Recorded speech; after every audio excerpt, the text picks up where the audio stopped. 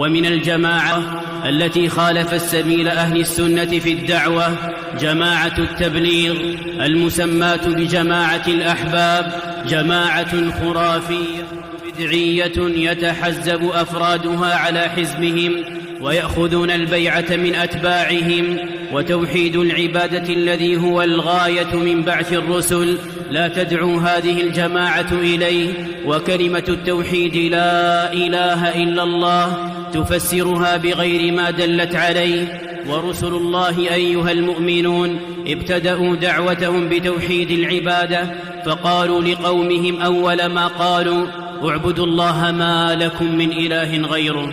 وهذه الجماعة تترك سبيل الرسل في الدعوة، بل وربما عادت من يدعو إلى التوحيد جماعة لا تحذر من الشرك، بل تنهى وتزجر عن ذلك، وتدع الناس ما هم عليه من خرافاتهم وبدعهم وتعلقهم بالقبور والأضرحة.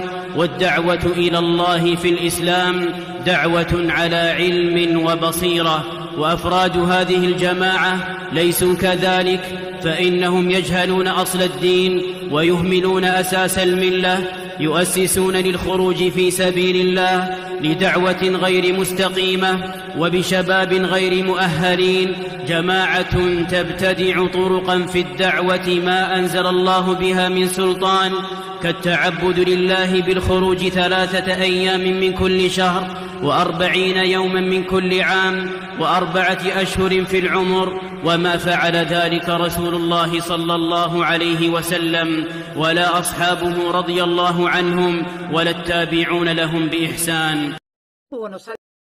عنها يطول، لكن باختصار هي جماعة مباركة خيرة قد انتشرت في آفاق الأرض، تدعو إلى الله وتعلم الناس دين الله، وتخرجهم من الخمارات إلى المساجد، وتخرجهم من الملاهي والمراقص إلى بيوت الله، وتعلمهم الآداب النبوية، وتبذل جهدا في الأرض اهتدى على يدها الملايين، ودخل في دين الله على يدها الآلاف.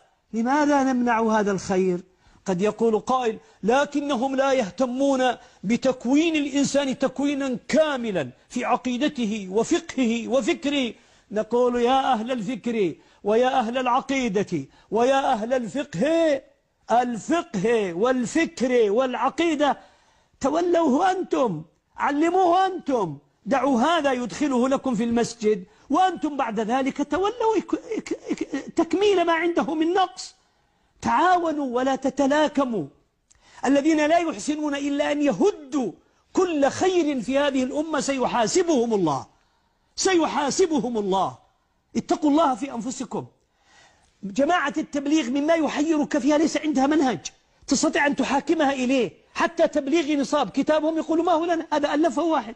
عندنا هذه الأصول ال6: ندعو الناس إلى لا إله إلا الله وإكرام المسلم ومدري إيش كذا. أي نعم، دعوهم يعلموا الناس هذا الأمر.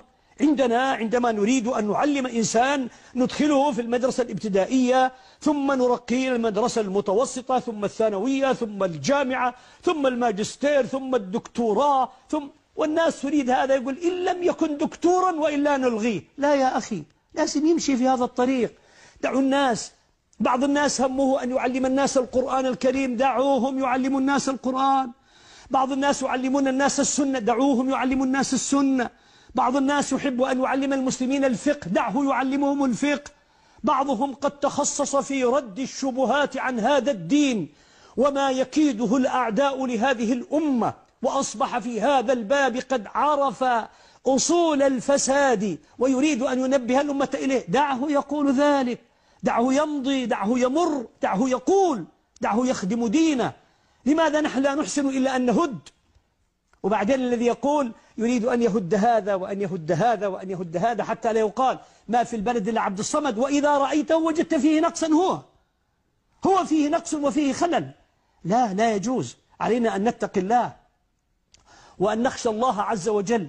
والله أعطى كل واحد قدرة وخصوصية معينة من أجل أن يخدم دين الله، فدعه يخدم دينه مما تمكن أن يخدم دينه من خلاله.